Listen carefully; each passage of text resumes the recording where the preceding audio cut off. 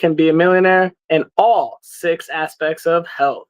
That's right, we don't just do your financial health, we also do your physical health, mental health, social health, intellectual health. And today's episode is going to be how to improve your spiritual health with confession.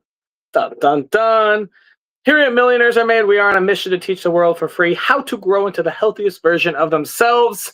And hopefully you can grow a little today too.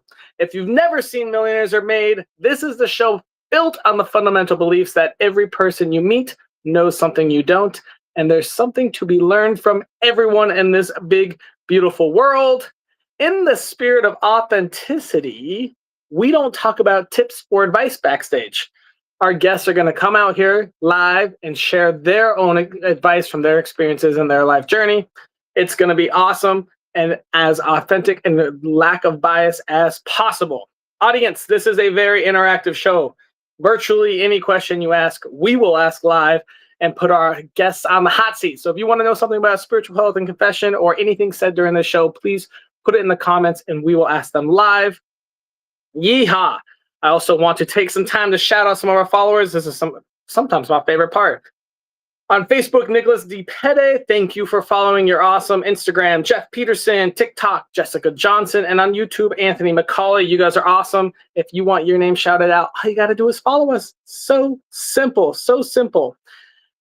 Guests, we are always looking for new guests. And as you know, we believe everyone has something to share. So if you want to be a guest on our show, please sign up below. The link is being dropped right now in the comments, and you can come and share some knowledge for the world to grow.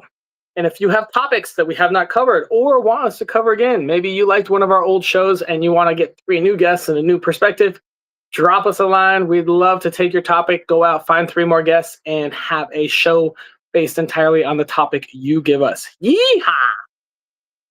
Next up, I do also love one-on-one sessions. I offer free growth consultations. I love giving out free advice. If you want to learn anything, all I do spend all week is learning. And this show is part of that as well. So if you want to steal some knowledge, sign up below. That link's being dropped. I love doing one-on-one sessions. And a huge announcement. This is only like our 5th or 6th episode with this, but we do now have merchandise. So if you want to wear your Millionaires Are Made shirt or mug or calendar or whatever else we have, check out the link that's being dropped right now and go grab yourself an awesome Millionaires Are Made shirt. Yeehaw! And before we get the show kicked off, we do have to give a nice shout out to our sponsors. We love them so much. If you want to be a sponsor, just drop us a line. Super easy. First off, we've got Jesse Lewis, who brings unforgettable entertainment to his all events. He's a comedy hypnotist, hilarious, interactive, and his shows guarantee to amaze and engage your guests. Visit him now to book and make your event the highlight of the year. Super awesome guy, super smart, funny, and apparently can hypnotize you. Super cool. Haven't had that one yet, but I know him very well and definitely recommend him. Next up, we have Sarah Jones. Oh man, her story. Buried in debt, failing in her marriage, unhappy as hell, but making a lot of money. Went and followed a big name program to get out of more debt and make more money, resulted in the opposite. So she decided to dedicate her life on how to build strong financial foundations and is now a certified financial coach, helping people build those foundations so they can live the life they deserve. She works with couples, individuals, and small businesses to bring the fun back to the money game. She offers free calls. Why not? Click that link and schedule a free call now and check her out. The next sponsor is Craig Sakowski, who is a crazy awesome guy. He's a human behaviorist and mentor, and he focuses on helping entrepreneurs discover their true identity, purpose, and then achieve growth in business and life. And last but definitely not least is our sponsor, Samir Dasani, certified health and nutrition coach specializing in prevention and reversal of chronic and autoimmune diseases. He is wildly cool. If you think you have a lifetime illness, I would call and text him immediately because he has all these very scientific ways to help reverse chronic disease. He's now currently getting another degree. He's getting his PhD in anthropology in South Africa, but has transformed lives across the world, helping clients reverse autoimmune conditions naturally. Pretty awesome guy. Definitely would check that out. And now that we have all that done, without further ado, we're going to bring out our first guest here, Dominic. Dominic, question for you. Who are you? I am a coach. So specifically, I'm a reality architect, meaning Ooh. I help people craft the reality that they want. And in my work, what I see is like people have some existing reality or they think that it's a reality. And typically it's just a matter of not perceiving it as best as they could. So I help them see their circumstances more clearly, and I also help them build the reality that they actually do want to have. I love it. I love it. So you can send blind people to space. Awesome. Exactly. Exactly. Cool. All right, Dominic, I got a question for you about reality, kind of. If I wanted to improve my spiritual health with confession, what tiny piece of advice would you give me? I would tell you to confess to yourself that you don't know anything. And the reason I Ooh. say that is just this is where people trip themselves up. I mean, I'd say you, myself, all of us, the angst, the triggers, whatever that we step into that we don't want to step into is because like we think we know when we actually don't. And I'd say the best way to avoid that and help your spiritual health is just start out with saying, actually, I don't know. And so what does one do instead of saying like, I already know that, which of course I hear a lot. I know that. It's to be curious. It's to exist with your cup forever empty. And as soon as it gets filled up with something, you empty it out and you keep it empty and you say like, well, I don't know anything. So I'm here to observe and I'm here to learn and I'm here to be curious. I like it. It's fascinating. I find myself saying a lot, us humans think we know so much, but Mother Nature is still so far ahead of us. Yeah. We know so Yeah. little. I mean, if you think about like the All right. smartest man on this planet, like, what he knows compared to what he could know is infinitesimal, And so that's like the best we can know. Maybe just know a tiny piece, but I'd say let's just get it in front of that. Just say, you know what? I don't know. Let me be I curious. don't know. Let me Yeah. be curious and let what's in front of me teach me. You may be interested in a book called Liminal Thinking by Dave Gray. Mm, And it's fascinating about how nobody will ever know reality, right? It's impossible. It's so vast, so big. There's no one person who will ever know what reality is. So we all take in our observations and then create our beliefs and create our own perspective and our own reality. But it's kind of almost a similar thing. You'll never know everything. You'll never know reality. You'll only know this tiny little sliver that you actually your experiences all that you go through. yeah, yeah. I agree with that completely.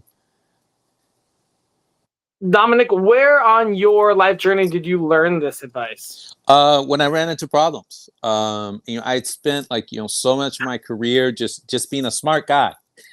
So I went to Stanford, I majored in engineering, I went to Wharton, I got an MBA, I was doing management consulting.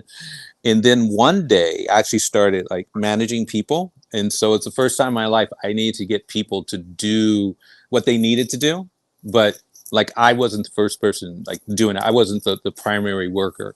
And so I discovered that just telling people what to do didn't work. Surprising. So I had to work the problem. And eventually I just said, you know what? After running into literally, a couple of months of just being frustrated, I just said, so my knowledge is not helping here. So like, let me just throw it out and let me just ask questions. And so instead of telling people what to do, I'd say, okay, well, looks like we're already pretty clear on what's required. What are your thoughts? What should we do? Where should we go next? And it was transformative. And that curiosity just grew and grew. And also, I said, well, let me actually get curious about the actual person. What's going on in your life? You seem a little off today. What's happening? Or it's like, wow, you seem extremely happy. Like what's different today? And at first it was just kind of like tactical, but then I changed and I said, wow, this is really effective. And I'm having a good time. I'm having a much better time like connecting with people. So I'd say through that difficulty is where I got my growth. And I said, okay, what I know isn't working. Let me toss it out and let me just observe. Let me be curious and let me try new things. And that helped a lot. I love it. I love it. Thank you so much, Dominic. We're going to move on to our next guest. We'll bring you out for the round All right, robin. sounds good. Great insight there. Yeah, I love it. Next in line, we've got Jennifer. Jennifer, who are you? I help women escape from corporate and where they're 9 to 5 so they can go all in their calling, like their bigger purpose, what they're here for.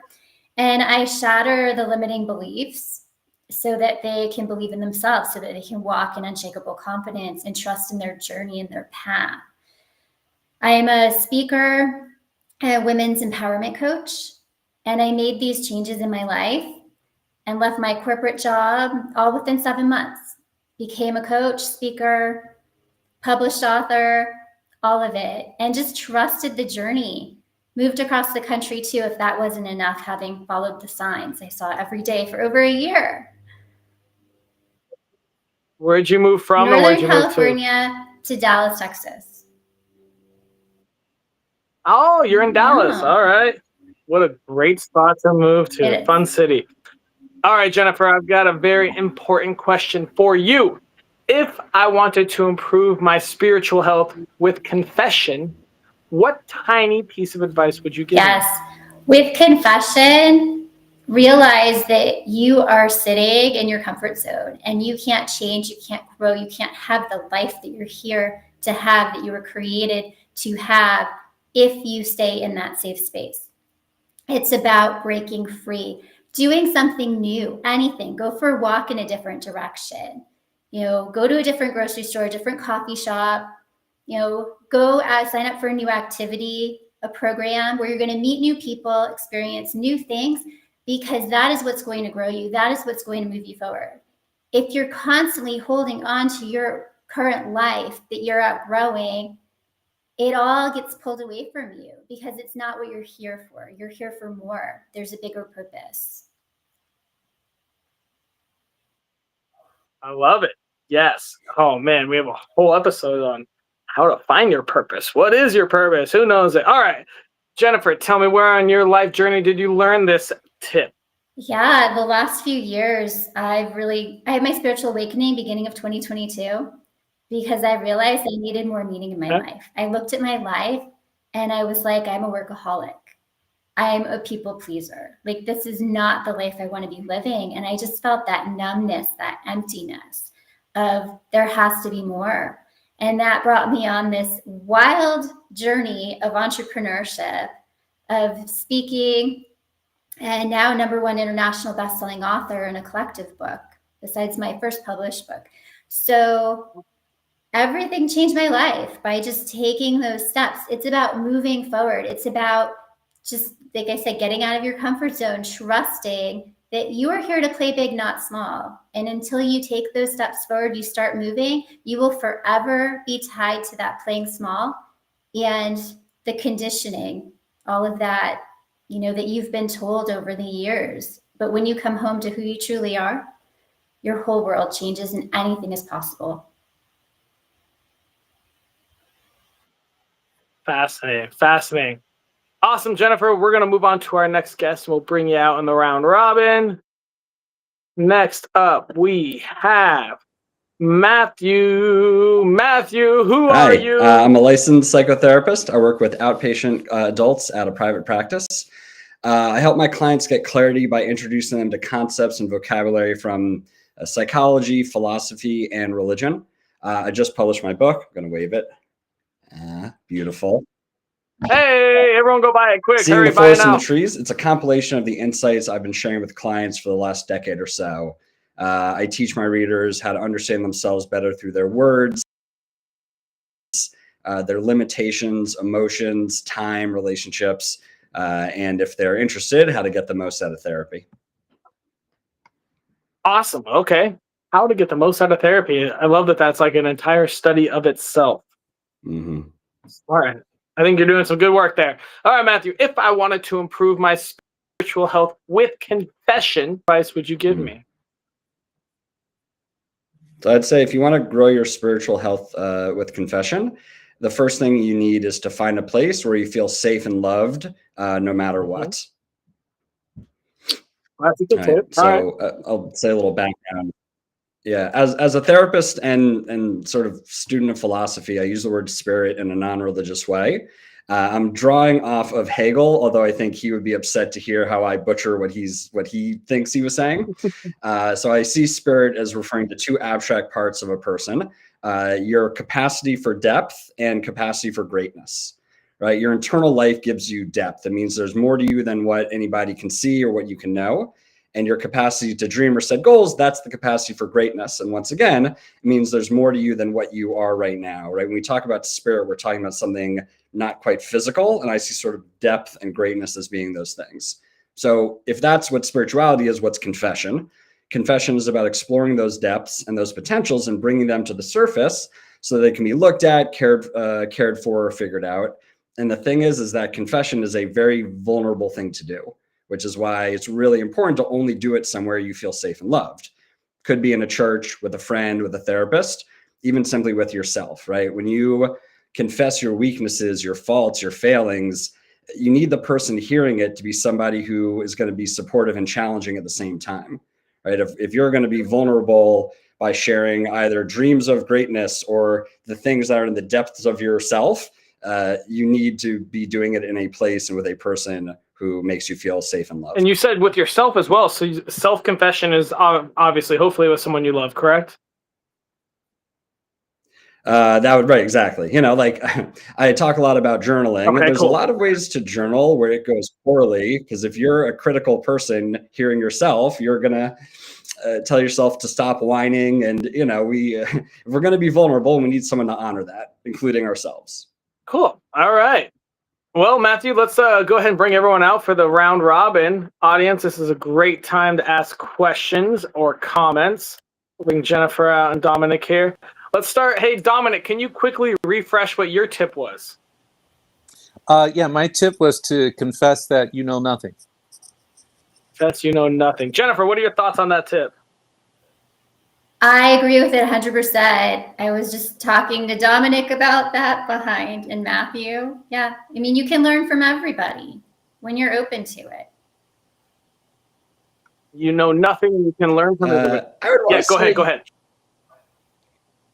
I feel like confess that you know mostly nothing, right? We got to start with something. If I have a desire to do something, I have to know I have that desire. And then I can say, okay, that's all I've got. So we want to start like, with a foundation of, okay, what am I going for here? How does that feel like a friendly amendment? Like start with the desire and cluelessness. I choose to throw it out, not necessarily because I disagree with it, but because at least the people I work with, I kind of like to shock them a bit. And I typically work with people who are very convinced that they know a lot. They're very like well educated, very accomplished, and I'll just say like, yeah, you don't know anything, and of course they'll come back and say blah blah blah, and I said, but I mean, if you knew what you wanted to know, we wouldn't be talking. And so it's kind of like I try to have fun with it, but I also really try to have them like step into that frame and say, well, wait a second, if he's telling me I know nothing, like what does that mean? What possibility does that have? And so I find with a lot of people I use that with, what they find is it's tremendously freeing. They can take the mask off. Like they no longer have to go around and convince everyone they're so competent and so capable and everything else. They're just like, you know what? I agree with you. I'm very confused about life. I'm very confused about how to do all the things I don't know how to do. I'm not concerned about doing again and again what I'm already doing. I really want to do these other things that I apparently I'm very clueless about because like I'm not making any headway on it. So, I'm going to stick with the you know nothing, but I do get where you're going with that for sure. I think that it's going to depend on the person too. Like I feel like I can lean either way here, but let's say I'm leaning towards Dominic. It's kind of like blank slate. All right, you think fitness or mental health or whatever, and then you come in, wipe your slate clean. You know nothing, and let's learn some basics and go back up. But obviously, with Matthew, some people that can be some actually not even just people, but some points in your life that could be a really shitty mental health awakening. Mm-hmm. Absolutely nothing. That could shock you. I like both sides of that though. Matthew, Mm-hmm. anything you want to say to add to that? No, I appreciate your angle. I think that you're talking about using it not just as like a statement of truth, but as a statement to like jar somebody, which I feel like connects with what Jennifer was saying as well, right? You're starting with this place of, hey, if we're gonna do something new with ourselves, we gotta like wipe away a lot of like presumptions. And yeah, I think both of you, because you're trying to make change for people, to start them to something radically new, you want to say something radical at them. Yeah, almost motivation too. Like it's Go ahead, shocking to, when you say that to people and they're just like, or even my tip, and they just start thinking, oh my gosh, like I've been holding on to this old life, like, and you want me to change it? Like, this is really what moving out of your comfort zone means, and really help them understand the why you do it, what it's going to result in, and how holding on to what you currently have in the old is keeping you from building that new life. Yeah.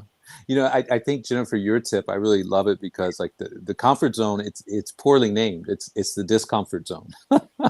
Because like the longer you're in it, the more uncomfortable you become. And, that's going back to the shock. I just say, yeah, let's get out of that comfort zone. And I think when people feel that pain, it's a bit of a pain, then they're like, okay, well, how do I get to a place where there's less pain, or at least manageable pain? Yeah, definitely. Let's bring this back and try to focus more on I guess the word confession, right? So we're all talking about, either a safe space is important. Is that correct? Everyone agree that confessing vulnerable things should be done in a safe space? Yes. Yes, sure. Or Jennifer is going to say, go do it on stage and get out of your comfort zone. Yeah, so probably. So I guess confessing. All right, let's try to, I want to hear you guys' thoughts on what should be a confession. What should you confess? Obviously, Dominic is like, nothing. Are there other things there, Dominic, that you might want to confess to a coach or a therapist or a trainer or someone like that? And this question is open for anyone, but let's hear Dominic's answer first. Yeah, I mean, I think, it could be adding to the list, but the first thing that comes to mind is I'm unhappy, I'm frustrated, like I'm so smart, and I'm so capable, and I'm so accomplished, and I feel like a failure. I mean, I think these are good things for people to bring out, because it's admitting to themselves what they won't admit to anyone. And if it's, say, to be a safe space in front of someone else, it's finally telling something that they have felt maybe for decades, but now they're actually giving voice to it. Yeah, I want to build on that too. People don't like to admit that they're unhappy. They don't want to confess that things aren't great in their life. Everything's about sweeping it under the rug, pretending like everything's fine, wearing a mask. And that confession of like, you are here to be your true self, but you can't be until you're ready to admit that you want to change your life, that you're unhappy, and be able to take that mask off and undo all the conditioning, undo everything, the old beliefs, everything in that system, and be able to release that all so that you can step into the true you and finally feel like you belong as you're in yourself. Stop trying to fit in with society. I want to ask another question to Matthew. Matthew, you said that you kind of teach people how to get the most out of therapy. Can you enlighten on that topic? Maybe give a tip or two on that, and and kind of relate that to how, how the other two guests on the show have talked about confession? Tough question. Good luck. Oh yeah, there's a lot of things to tie together. I cannot promise all of that. Yeah. As I ended that question, I'm like, wow, good luck. All right. So I don't know if it helps. Here's what I'll offer. You tell me if this is sort of enough about the way that confession plays a role in therapy itself. So I don't have the exact quote for you on it. Michel Foucault talks about confession as psychoanalysis and psychotherapy as being sort of the modern secular equivalent of Catholic confession. Right? There's something going on where somebody goes into a like protected space and takes something from within and puts it outside of themselves. I will share because a little bit about sort of where I got inspired by this. So I am not religious. I happen to be Jewish, but I also do happen to have a favorite gospel, which is the Gospel of Thomas. It's one of the Gnostic gospels. There's this line in it that I love. It's something like, if you bring forth what is within you, what you bring forth will save you. If you do not bring forth what is within you, it will destroy you. That is like, you're not going to find that in the main four gospels. It's a great freaking line. To me, what's required in therapy is just a lot of courage, right? Both Dominic and Jennifer, you were talking about truths that are really hard to admit. And that to me is, a confession it's a truth that I have, but I'm keeping it down here. And okay, I'm going to say it aloud. And when I say it aloud, it's harder to ignore. It's harder to just work around. I now have to do something with it. And that to me, the way you get the most out of therapy is you go in there planning to do that kind of work. And of course, as I said earlier, but you don't start making those confessions until you found somebody that you think is going to be able to honor them. A lot of the chapters in my book are about finding the right therapist and finding ways of almost challenging your therapist to see if they're the kind of person safe enough to share yourself with. So I know that was a lot, but I was trying to tie a few things. I think that definitely answered a lot. Great, awesome. We got one question from the audience, and then we're gonna head to our daily challenge. If confession makes you uncomfortable, don't do it. Not everyone deserves that level of honesty these days. That doesn't seem like a question. It's a comment it's a question without a question mark. I don't even know what this person's referring to be honest. Not everyone does. I think they must be thinking of confession as a thing we do to other people. I'll be honest. I can't make heads or tail out of this comment. I think I'll try. It looks like he's trying to say you don't say confess the deepest, darkest secrets in front of anyone. And I think it speaks to what you're saying about a safe space. So, you mentioned, getting the most out of therapy. It's it's just not because you found a therapist online or through some search. It's like you have to have some type of interview process, and you have to be able to have a good rapport with that person. And as best I can understand it, I actually agree with this person. I mean, there's so much, confession is another way to say being vulnerable. And we hear this a lot, people need to be vulnerable. Men need to be vulnerable. And I say, yes, but my caveat is, you're not vulnerable in front of everyone. You're vulnerable in front of someone that can actually hold you. That can be a space for you to divulge this. They have to be a container that's bigger than you. In order to receive that information. I think that's what he's saying. I think it's almost a comment on society. Not everyone deserves that level of honesty these days. It sounds like there's a lot of distrust in their life and maybe a bad experience in the past and not to confess. And, I think all four of us agree that confessing can be just by anything. It can be, telling your best friend, oh man, I did this, I felt this, or whatever. And it doesn't always have to be a negative. You can confess positive things too. Do you guys agree with that? Yes. Yeah, absolutely. Yeah, especially, Matthew, you were talking about journaling. A lot of journaling hopefully is some positive stuff as well. And I just wouldn't call it a confession at that point.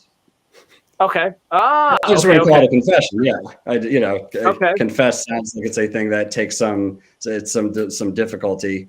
I have to go. Also, whoever this commenter, life seems kind of trollish. Just going to put that out there.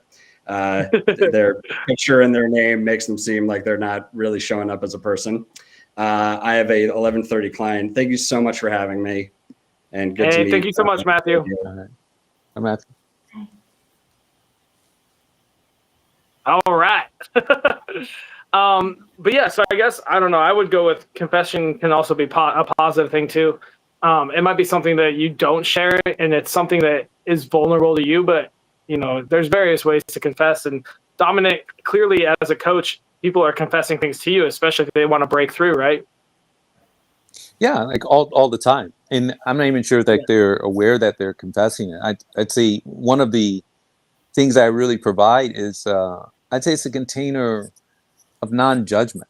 And it sounds very, very simple, but I also would say it's like stepping into a space of altered consciousness, because like where can you go on this planet and not be judged? You know, if you're going to interact with someone, you turn on the TV, you see nothing but judgment. You know, news are like our dramas or sitcoms. You talk about stuff with your friends, most likely judgment comes up. You know, siblings, parents, judgment. And so that space where you can actually talk to someone without judgment, I think it's rare. And I think it's something like each of us should seek out. You know, whether you're going to be with a coach, a therapist, or like a friend. You know, talk to people who are curious, who like want to hear more. Yeah, and so my clients, they're definitely telling me things they would never say to anyone else, but within that activity, that's also their path to freedom, because they're actually saying, yeah, you know, this is what I think, this is what I feel, and this is what I want to shift. I mean, nothing changes until you can make the unconscious conscious, and that's what the confession, the statements do. And to address your point about you know, you can confess like good things. Oh, absolutely. And I have to remind my clients all the time. Because and I do tell my clients this so many times. It's almost every session. I said, from the outside looking in, it looks like you're crushing it in life. Like, you know, you have a partner that you value, you have work that you value, you're making the money that you want, and it says like, so what's the problem? And I'm playing like, you know, a little bit dumb, you know, because I really want them to say it, and they say, you know, like something that maybe they never have admitted to themselves, which is like, yeah, I just don't want to do this anymore, you know. And so that's like a starting point. But it's also good, sometimes they're like, yeah, you know, you're right, I haven't been appreciating this is like really good in my life, and I do need to focus on it. And it's just wherever you focus your attention, it's going to grow. Like a friend of mine said this phrase, which I love. It's like, you know, water the flowers you want to grow. And it has always stuck with me, because whenever I find myself just kind of seething or triggered, like, you know, anger is where I would go to. You know, some people go to fear, other people go to shame. So, you know, anger is like my drug. And so when I find myself like doing that, I say, okay, so what am I focusing on? And it comes like, bingo, that's it. I'm focusing on this thing that's not going to bring me any closer to where I want to be. What else can I focus on that I do want to grow and do want to increase in my life? And that typically leads me out of it.